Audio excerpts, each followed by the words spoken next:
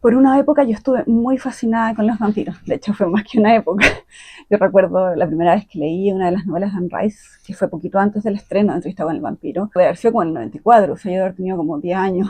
Y de verdad que yo siento que me cambió como la concepción de la realidad. Yo siento que las novelas de Anne Rice, yo leí todas las novelas de Anne Rice, todas las crónicas vampíricas, las nuevas historias de vampiro, y las publicó hasta que murió, ahora hace no tanto. Y de verdad que yo siento que para mí marcaron como un antes y un después, así como en términos del imaginario con el que yo me acerco a la realidad o como interpreto la realidad. Mis referentes claramente son Anne Rice y las crónicas vampíricas y Yoshiki y Ex-Japan.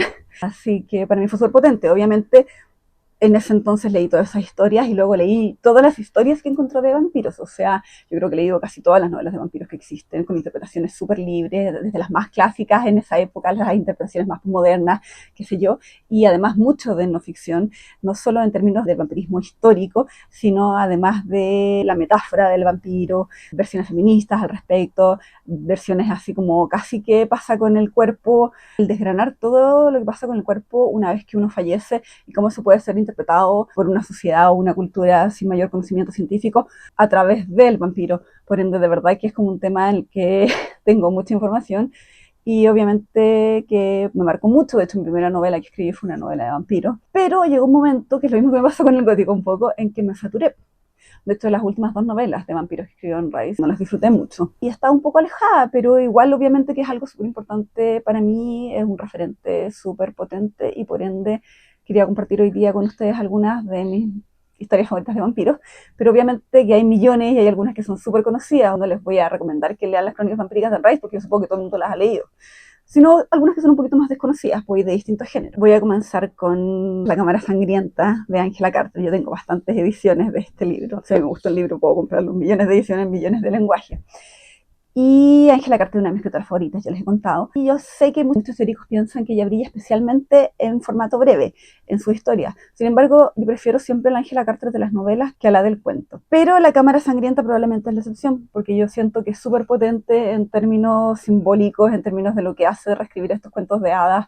Y lo que hace siempre Angela Carter, de desestructurar las viejas mitologías y reescribirlas y evidenciar así todas las heridas y las cicatrices y todos los pecados también de nuestra cultura, y desde una perspectiva súper marginalizada. O sea, de hecho, mucha gente plantea que Angela Carter era feminista, yo siento que era súper feminista, pero ella siempre dijo que ella no era feminista, porque ella estaba preocupada con todos los que estaban en la periferia, y las mujeres eran un ejemplo, pero también estaban los pobres, todos los que no encajaban en la ideología y en el arquetipo dominante, y que tenía que ver esto con la sociedad de clases. Yo estoy de acuerdo con ella. Hay feministas que odian a Angela Carter, porque igual en la mayoría de sus novelas existen situaciones de violencia contra las mujeres, hay muchas en que hay violaciones. Sin embargo, lo que hace Angela Carter, que es súper novedoso y súper potente en ese entonces, es como estos personajes enfrentan estas situaciones, porque nunca son desexualizadas las mujeres a través de las violaciones, y cómo las va empoderando. De hecho, bueno, en otro video les voy a hablar sobre el tema de video enfocado en feminismo, que obviamente lo tengo planeado, y obviamente que Angela Carter es un eje central de ese video. Pero, hablando de vampiros, en La Cámara Sangrienta ella tiene una historia que yo amo, probablemente es mi historia favorita de Angela Carter, cortita, que se llama La Dama de la Casa de Amor, yo creo en español, y que es preciosa, es una metáfora hermosísima, es una alegoría increíble sobre una vampira que vive aislada. Se supone que es una reinterpretación de La Bella Durmiente, y que vive en un estado así como de dormevela y aislada, y que obviamente se alimenta de la sangre de hombres. Y en algún momento llega a donde ella está un joven soldado que representa todo lo contrario, que es totalmente racional, todo lo que es como la nueva objetividad y esta visión súper masculina. Yo siempre he dicho, o sea, lo femenino que es asociado en general con la cosa emocional, con las pasiones, y lo masculino que es asociado con la razón, y que Angela Carter lo utiliza mucho. De hecho, como les hablé en Las Infernales Máquinas del Deseo, el tema de Desiderio versus Albertina Hoffman y su papá. Bueno, y él representa la razón y llega, y obviamente a través de este encuentro él pone fin a este espacio, a este universo en que vive este personaje, que es esta vampira. Y el cuento está preciosamente escrito, de verdad que es hermoso. Angela Carter escribe precioso, es un lenguaje súper barroco, súper lírico, con imágenes impresionantes. Yo siempre quedo para adentro cuando leo sus novelas y sus cuentos, y todo lo que uno puede leer en distintas capas en esta historia es increíble, de verdad que se los recomiendo. Bueno, les recomiendo La Cámara Sangrienta, en verdad, entera, porque hace lo mismo con todas las historias, es súper potente. Es curioso, yo esta versión de La Cámara Sangrienta yo la encontré hace muchos años. De hecho, yo creo que yo tenía 17 o 18 años y viajé a Buenos Aires y la encontré en la librería Ateneo. Y fue la primera vez que leí a Angela Carter, me enamoré, obviamente. Y lo curioso es que también fue la primera vez que encontré un libro de Janet Winterson en esa librería, en ese viaje. Compré ambos, que era Escrito en el Cuerpo. Pero bueno, les recomiendo muchísimo este cuento de vampiros de Angela Carter y este libro en general. Tiene todo tipo de criaturas y reescrituras y una visión súper postmodernista, es súper crítica y potente y se suda a todas estas temáticas. Los cuentos de hadas son algo que a mí siempre me ha fascinado. De hecho, cuando estaba en la universidad quise hacer mi tesis sobre esa temática, sobre cómo los cuentos de hadas han sido reescritos y edulcorados y qué sé yo en la actualidad para reforzar las estructuras dominantes, y siendo que el origen, a pesar de que muchas veces era normativo, igual era súper potente y súper distinto a veces, y cómo lo usaban las mujeres. Bueno, también voy a meterme en otro video en ese tema. Como las mujeres de alguna forma generaban un espacio propio a través de estas historias que eran narradas oralmente en salones de té y les daban un espacio y un universo propio que de verdad es fascinante en términos de género, en términos de todo, y que luego fueron borradas de la historia por el canon y por los hombres. Así que ahí es la carta. Ahora les quiero recomendar estos libros que yo los leí hace muchos años, no los he vuelto a leer, por ende no sé si han envejecido también, pero que es una serie que son los Blood Books de Tanya Huff, que es una escritora canadiense, que de hecho hicieron una serie en algún momento basado en estos libros, que estaba bastante bien hecha, pero que fue cancelada, porque obviamente una serie canadiense es como un poco mainstream. Y es muy interesante porque es una ex detective que está quedando ciega porque tiene retinitis pigmentosa y por ende logra ver ciertas cosas, pero eventualmente ella sabe que va a quedar ciega. Y por eso está trabajando como investigadora privada y empieza a investigar casos que son como que se adentran en lo sobrenatural, y conoce a un vampiro que es el hijo bastardo de Enrique VIII, que es Henry Fitzroy, y juntos empiezan a investigar y ella se reencuentra con un ex compañero detective con el que tenía una relación media compleja, y está toda esa dinámica bien interesante. Por ende, igual tiene algo de romance, pero muy sutil. Lo importante son las investigaciones y los elementos sobrenaturales, y ese personaje que es súper potente de ella, porque no es una cadera chica, es una mujer relativamente mayor, de mediana edad y súper independiente y fuerte, y con este tema de saber que está quedando ciega. Entonces, de verdad que los libros son súper entretenidos. No termina como yo quisiera la serie, pero igual se los recomiendo. Tiene un humor súper especial, un humor negro que yo me mataba de la risa. Muchas veces a mí me han dicho que yo no tengo sentido del humor, y de verdad que yo entiendo esa apreciación, pero tengo, lo que pasa es que es bien particular y me cuesta enganchar. Y este humor es muy ad hoc conmigo. Luego tengo estos cómics que son de Victoria Francés, que es Favole. Yo les he mostrado otras obras de Victoria Francés, a mí me gusta mucho, y esta fue la obra con la que ella se hizo más conocida y como yo la descubrí, que es precioso. O sea, como pueden ver, es una novela gráfica totalmente gótica, con unas ilustraciones maravillosas, súper oscuro, súper trágico y melancólico. Y además, como yo les había comentado anteriormente, o sea, Victoria Francés no solo hace unas ilustraciones preciosas, sino que además escribe muy lindo, de forma muy convencional, muy atmosférica, muy oscura, como que usa todos los elementos clásicos del gótico. Es bien cliché, pero lo hace maravillosamente. Y esta historia es la historia de una joven que se enamora de un vampiro, pero obviamente él no quiere que ella muera, él no quiere que por culpa de él ella tenga que sacrificar su vida y que pierda su humanidad, y por ende él se aleja de ella. Y ella comienza un recorrido en busca de este vampiro. Y mientras va viajando, va encontrando distintas criaturas fantásticas, fantasmas o criaturas de repente mitológicas. Es súper, súper bonito, de verdad que se los recomiendo. Yo lo leí hace millones de años, pero encuentro que es una obra que está preciosamente hecha, y si uno le gusta el lado más oscuro en términos creativos, de verdad que se los recomiendo. Es espectacular. Luego tengo esta antología, que es una antología que sacó Pan Editorial acá en Chile, en que se invitó a distintos escritores nacionales a escribir sobre el tema de los vampiros. Y de verdad que es súper buena, yo la encuentro muy entretenida, está bien escrita, hay estilos muy diversos, tanto en términos de escritura como en términos de las historias, de los géneros que abarca, pero todo centrado en la figura del vampiro. Yo colaboré con un cuento y es una antología de Ignacio Fritz y Pablo Rumel, y reúne autores como la Connie Tapia Monroe, Carolina Yankovic, Thomas Harris, Sergio Amira, Juan Calamares. De verdad que es súper sólida y súper potente. Si no le gusta el tema de los vampiros, es fascinante porque tienes un abanico, un espectro súper amplio de historias de vampiros y todas de muy buena calidad.